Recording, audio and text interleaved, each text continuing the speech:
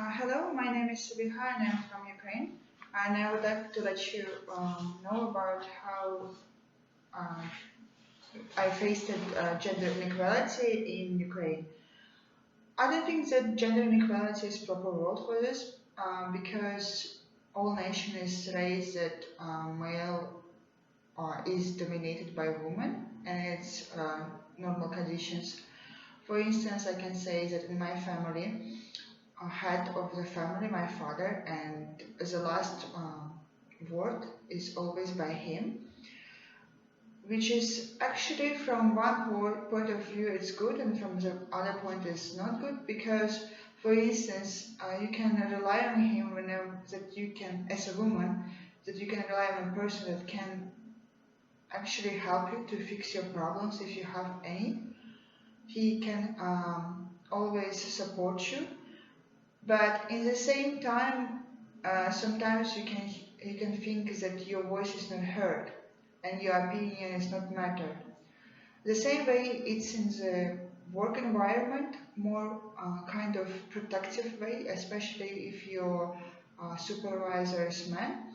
So usually you are given tasks that going to be not overwhelming for you. So you usually how it happens that people, man, not willing to give you as a woman tasks that going to require a lot of efforts or a lot of mental power.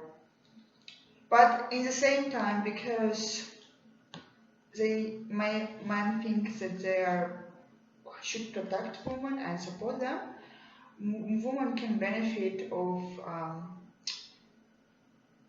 surely that right now is not in the common in Western world. For instance, open the doors or be polite, or if you see that woman going to carry heavy stuff, man is always going to help her, even if she is not acquaintance with him. The same way, I can give you example of public transport. It's not acceptable in Ukrainian society for man to sit while woman will stand. So can you also give us some examples of certain things that women will never be delegated? Like you mentioned, if it takes too much effort or mental power, typically the male tends to be the one doing that.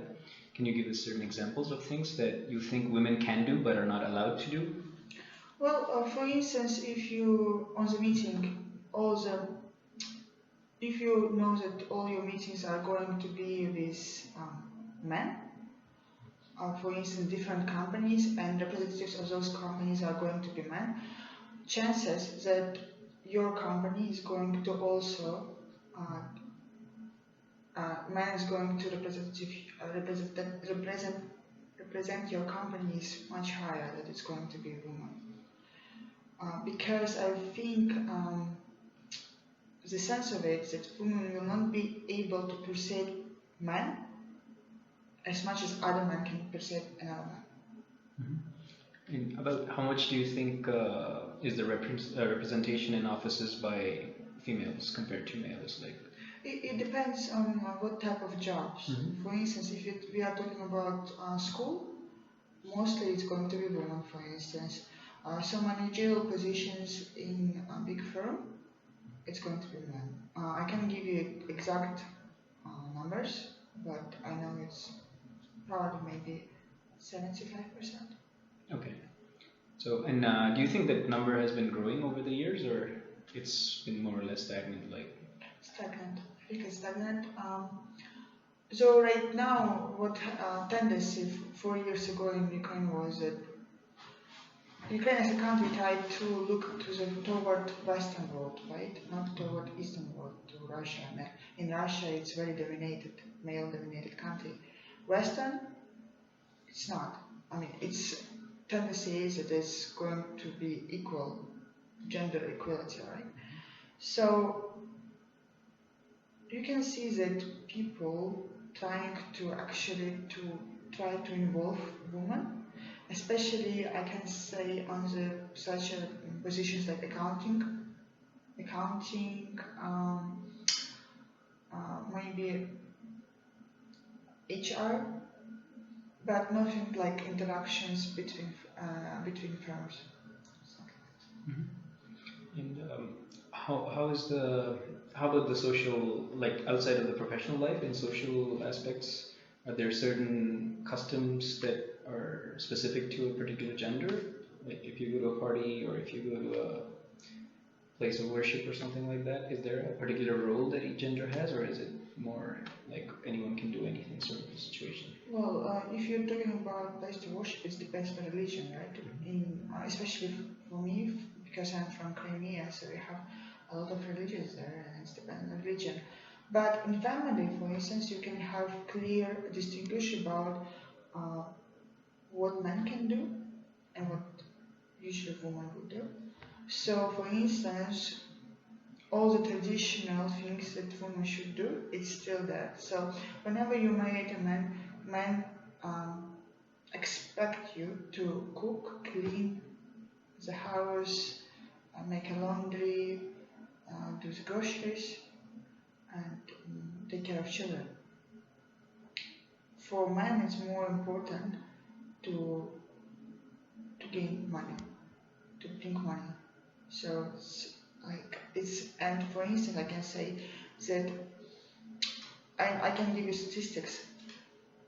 Couples, when women gain more money in Ukraine than men, are actually a higher percentage to divorce because of it.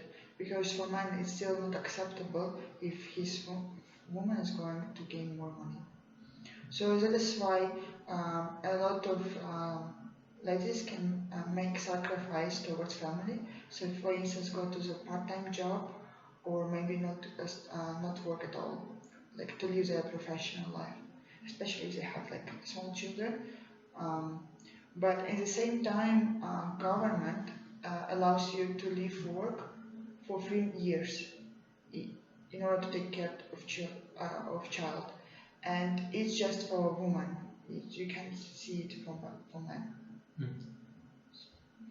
Okay, so any other thing that you feel is going very well in Ukraine about genders, between genders, and is the government trying to promote any such initiatives? Unfortunately, I'm not aware of them, but I can say that people themselves, like as I mentioned before, that chivalry still exists in Ukraine, and I think it's a good side of it.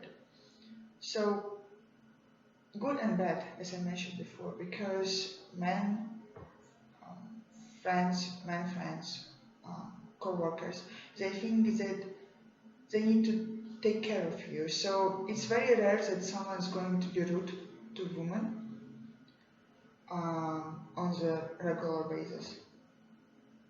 All right. Thank you very much for your input. No, thank you.